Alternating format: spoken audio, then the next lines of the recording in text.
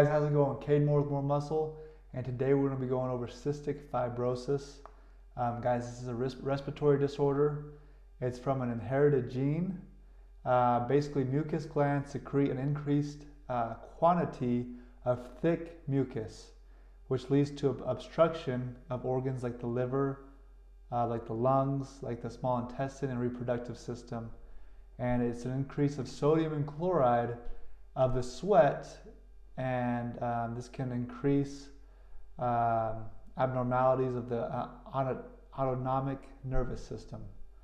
Some risk factors, guys: both biological parents need to carry the recessive trait for cystic fibrosis. And Caucasian ethnicity is also another risk factor for cystic fibrosis. Expected findings include family history of cystic fibrosis, respiratory infections, growth failure, meconium ileus at birth, which is like thick, sticky meconium or poop, the first stool that obstructs the intestines in newborns, vomiting, inability to pass the stool, respiratory findings, increases the risk for respiratory infections. You'll find wheezing, rhonchi, which is like loud, continuous, loud-pitched gurgling sounds, dyspnea, which is shortness of breath, paroxysmal cough, which is like a violent, uncontrolled cough that is painful, emphysema. This is a type of chronic obstructive pulmonary disease and destroys alveoli, which are air sacs in the lungs. This also happens to smokers as well. So guys, these alveoli, they can basically, they give us oxygen, right? And when they get damaged, you can't carry as much oxygen. Smokers, they have less amount of alveoli, and sometimes they have to be on oxygen because they can't get enough oxygen. But this also happens with cystic fibrosis, and this is an inherited disease. Atelectasis. So atelectasis is basically when a lung collapse or can partially collapse or completely collapse. And some long-term effects is cyanosis, which is like low oxygen, barrel-shaped chest, clubbing of the fingers or toes. You'll see like the fingers, nails, they club. Episodes of bronchitis or bronchopneumonia. So basically, this is just basically long-term oxygen deprivation. Those are all symptoms of that. Yeah, guys, clubbing, barrel-shaped chest, and cyanosis, that's all like low oxygen. Those are all low oxygen findings. Gastrointestinal findings, you'll see large, bulky, greasy, foul-smelling stools, loss of appetite, failure to gain weight or weight loss, delayed growth patterns, distended abdomen, thin arms and legs, deficiency of fat-soluble vitamins. Guys, remember that. Deficiency of fat-soluble vitamins, that's very important. Anemia, that's low iron. Reflux, where it's hard to swallow things or things come out. Prolapse rectum. And some skin would be sweat, tears, saliva, that has high sodium chloride content. So you'll see those things in someone that has cystic fibrosis. And they'll have an increase of sodium chloride, guys. That's a big thing to remember. And then for the endocrine and reproductive systems, you can have decreased or absent sperm, decreased insulin production, and vicious cervical mucus. Guys, these people with cystic fibrosis are at a higher risk for diabetes. So you want to measure their insulin production, and you can do, for labs, you want to do blood specimens, look for a deficiency of fat-soluble vitamins. So guys, fat-soluble vitamins are vitamin A, vitamin D, vitamin E, and vitamin K. If you guys want a way to remember those fat-soluble vitamins, my name is Cade. So look at vitamin K, A, D, E. So that's how you can remember it, Cade. My name's Cade. Those are the fat-soluble vitamins, A, D, E, and K. And then you can do a sputum culture for infection. So guys, these people are going to be at increased risk for infection. So you would definitely want to monitor these patients for infection. You can do DNA testing, pulmonary function tests, chest x-ray, look for atelectasis or emphysema. Those are also ways you can figure it out. Meconium ileus, that's kind of where the poop's not going out and it's kind of getting plugged up in there. stool analysis for fat and enzymes, pancreatic, trypsin level, and G-tube, sweat chloride test. You want to collect sweat from 2 different sites, and less than 40 for chloride and less than 70 for sodium. Basically means they don't have cystic fibrosis, but when it's greater than that, indicates that they could have cystic fibrosis.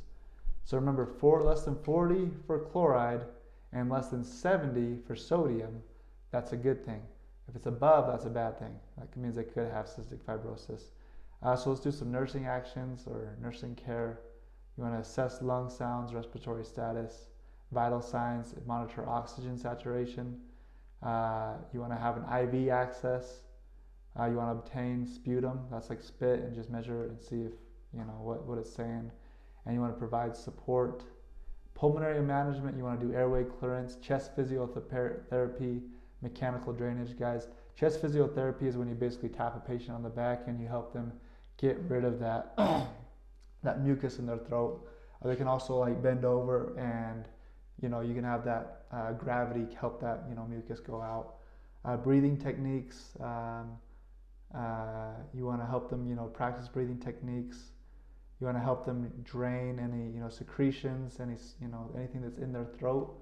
Aerosol therapy, that's going to help open their lungs up, help them breathe. Antibiotics, because they're going to be at increased risk for infection. You want to encourage physical exercise. You want to monitor, you want to do O2 therapy, which is oxygen therapy. You might need a cannula or something where they can get increased oxygen so that their body can have more oxygen. You want to monitor for complications such as a pneumothorax. And then GI management, guys, you want a diet high in protein and calories. You want 3 meals plus snacks. You want to make sure they're having enough oral intake, and you want to take pancreatic enzymes within 30 minutes of eating. Because people with cystic fibrosis, they have a hard time digesting certain foods, and that would be the fat-soluble vitamins. So that's why they take pancreatic enzymes, so it helps them digest their food, where they can get proper nutrition. You want to give them maybe laxatives to help them go to the restroom more frequently, histamine receptors, supplements, and you want to add salt in hot weather. So if they're sweating a lot, you want to make sure they're getting enough sodium, because their bodies their mucus already has more sodium in it, and they're just going to need more sodium, especially in hot weather. And you want to make sure they're checking in with the doctor regularly. And you want to monitor for diabetes. Like I said, insulin, you might need to administer insulin if needed. Medications, you can do albuterol, anticholinergics, fluticasone, dorsinase alpha, or aerosol, that improves the lung function, MDI, nebulizer, rinse mouth properly. You can do antibiotics. You want to monitor food intake. You want to increase enzymes when eating high-fat foods. And you want respiratory, physical therapy, and dietitian. You want to work with them to get your best possible outcome.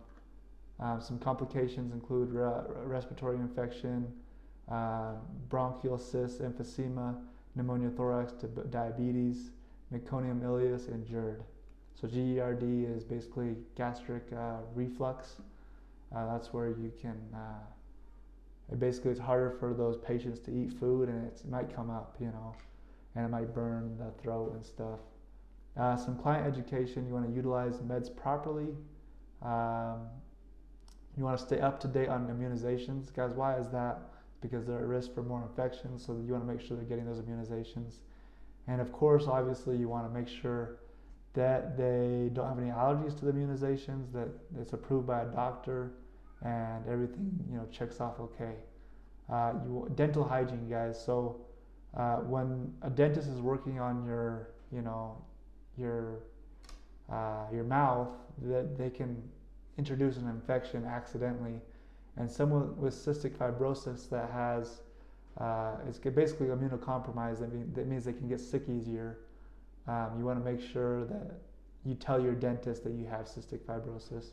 You want to eat very healthy and take care of your skin. So guys, basically with cystic fibrosis, you're going to be weaker.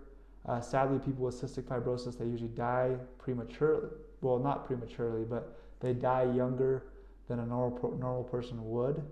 But I don't want that to set anyone that has cystic fibrosis. I believe that if you put your mind to it, if you work out and you take care of your body the best that you can live a long time.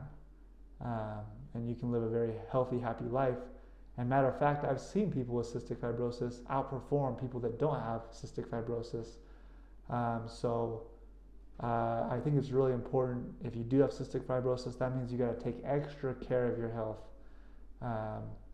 And you got to work with doctors, you got to work with nurses, whoever, they can help you. So anyways, guys, thanks for watching. Hopefully you can subscribe, and remember, guys, make sure you check with a doctor before listening to me. This is just basically, helping you learn more, but don't listen to my medical advice. Make sure you get a doctor's medical advice. Thanks for watching. Subscribe.